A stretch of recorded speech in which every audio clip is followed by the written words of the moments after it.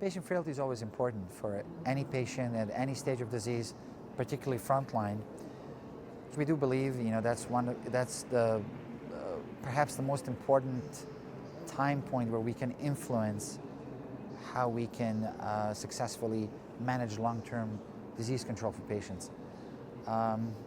It's becoming increasingly important to recognize different frailty groups in newly diagnosed disease. For myeloma, simply because median age of diagnosis is about 70. So you're looking at patients with advanced age with perhaps comorbidities that can contribute towards that frailty.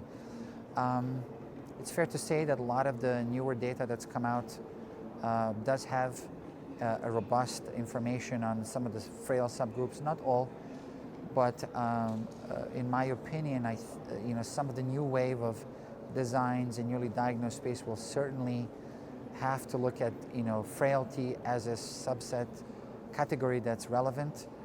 We're talking, of course, about incorporating bispecific antibodies and other powerful agents frontline, which can be associated with significant toxicity and risks, particularly for frail patients.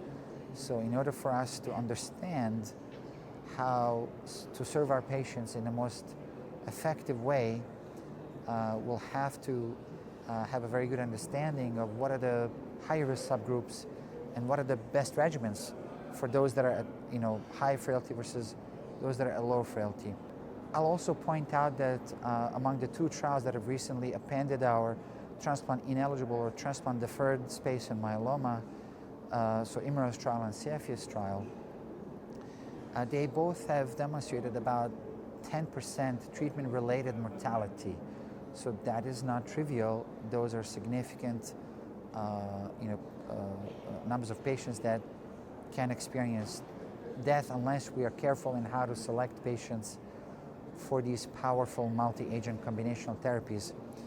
That said, I still am a proponent to try and find as many patients as we can and give them these combinational therapies such as quads in newly diagnosed setting, because the efficacy data is very difficult to ignore. These patients are achieving extremely long progression-free survivals, duration of responses, and it is because of data like this that we have started thinking about potential functional cure for at least subsets of patients, which means people can end up living perhaps the natural durations of their lifetimes while their myeloma is in deep response without evidence of active disease. So this is a major step forward in myeloma.